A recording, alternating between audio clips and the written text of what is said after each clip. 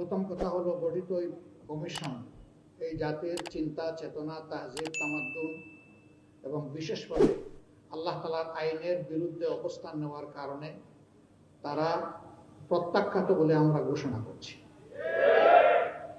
এদের রিপোর্ট বাতিল করার কোনো ব্যাপার নাই, এদেরকেই আগে প্রত্যাখ্যান করতে হবে। এরা প্রত্যাখ্যাত হলে এদের রিপোর্টও শেষ। 2 নম্বর, আমাদেরকে একটু ভাবতে হবে আমাদেরকে কোন দিকে নিয়ে যাওয়ার জন্য জোর করে চেষ্টা করা হচ্ছে। আমাদের শিশুকালে আমরা দেখেছি আমাদের শিক্ষাদান শুরু হতো মক্তবের পাঠ দিয়ে। সকালবেলা মক্তবে যেতাম, ওখান থেকে আসার পরে গোসল করে মা কাপড় পরিয়ে বই হাতে ধরিয়ে স্কুলে পাঠিয়ে দিত। এখন খুবই পরিকল্পিতভাবে সবাই মক্তবের এই ধারাকে শেষ করে দেওয়া হয়েছে। বাচ্চা ঘুমাচ্ছে, তাকে কাঁধে ফেলে মা স্কুলের দিকে রওনা করেছেন, ওই মক্তবে যাওয়ার ওই সময় এটাই কেড়ে নেওয়া হয়েছে।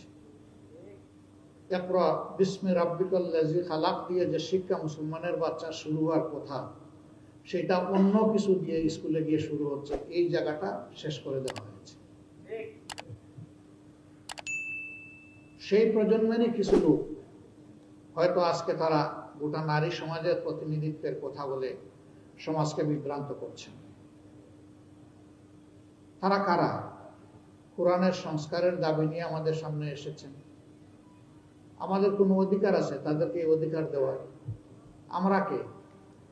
এই কোরআন আল্লাহ তাআলা নাজিল করেছেন এবং এটার হেফাজতের দায়িত্ব আল্লাহ স্বয়ং নিজে কবুল করেছেন। কিয়ামত পর্যন্ত কেউ এখানে কোনো পরিবর্তন আনতে পারবে না। এরা এত দুঃসাহস কিভাবে দেখালো যে বাংলাদেশে কোরআনের আয়াতেরা পরিবর্তন করে ফেলবে? হ্যাঁ, নিশ্চয়ই তাদের পিছনের কোন শক্তি তাদেরকে উস্কানি দিচ্ছে। কেন এই মুহূর্তে উস্কানিটা কেন? এই সরকারের তো এটা এজেন্ডা হওয়ার কথা না। আরো বহু গুরুত্বপূর্ণ বিষয় রয়ে গেছে, ওগুলা বাদ দিয়ে ওগুলা নিয়ে কোনো কুল কিনারা নাই। হঠাৎ করে এটা সামনে নিয়ে আসা কেন? এর মূল কারণ, স্বাধীন বাংলাদেশে 54 বছরে মানুষ যা আশা করেছিল পেয়েছে তার উল্টাটা।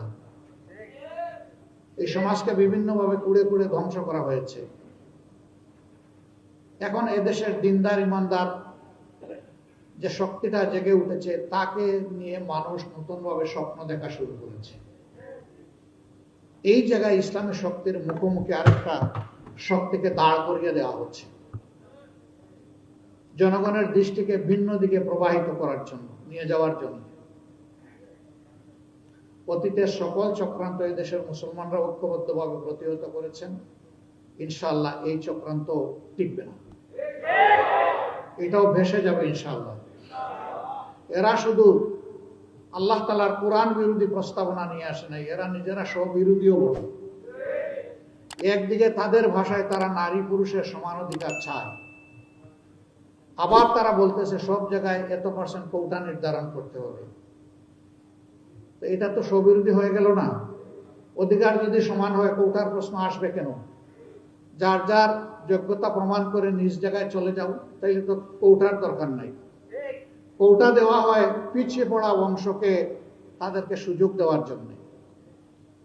নারীরা এই দেশে পিছিয়ে পড়ে নাই। নারীরা আমাদের মা, আমাদের বোন, আমাদের কন্যা, আমাদের ইজ্জত এবং সম্মানের প্রতীক। এরা তার সব কিছু তছনছ করে দিতে চায়।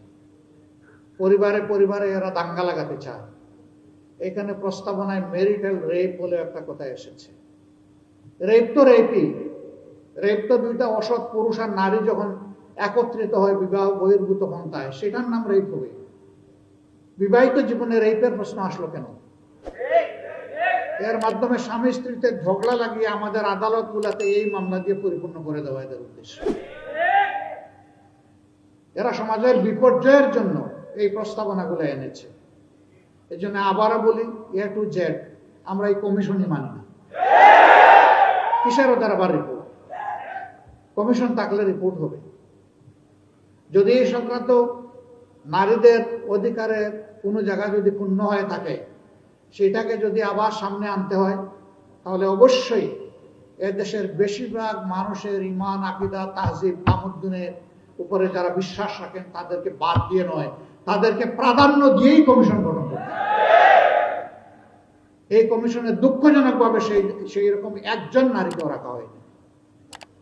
এখানেই তো এটা পক্ষপাত দুষ্ট। আমরা এটা মানব না, আমাদের সাফ কথা, এটা মানব না আমরা। এর জন্য কোনো আন্দোলনে আমরা যেতে চাই না, কিন্তু যদি আমাদেরকে বাধ্য করা হয় অবশ্যই আমরা আন্দোলন। সম্মানিত ভাইয়েরা, যেহেতু নামাজের সময় হয়ে গেছে, আরো গুরুত্বপূর্ণ ব্যক্তিরা রয়েছেন, তারা কথা বলবেন। এই জন্য আমি আমার দলের পক্ষ থেকে আজকের এই আয়োজনের প্রতি পূর্ণ সংহতি প্রকাশ করার জন্য এখানে এসেছি। ইনশাআল্লাহ আমরা হাতে হাত ধরে দিন এবং সমাজের সকল কল্যাণকর কাজ একসাথে করবো ইনশাআল্লাহ। এবং আমরা বার্তা দেব যে আমাদেরকে ভাগ ভাগ, টুকরা টুকরা করে তোমরা আমাদের মাথায় আর কাঁঠাল ভেঙে খেতে পারবে না। আল্লাহ তাআলা আমাদেরকে তৌফিক দান করুন।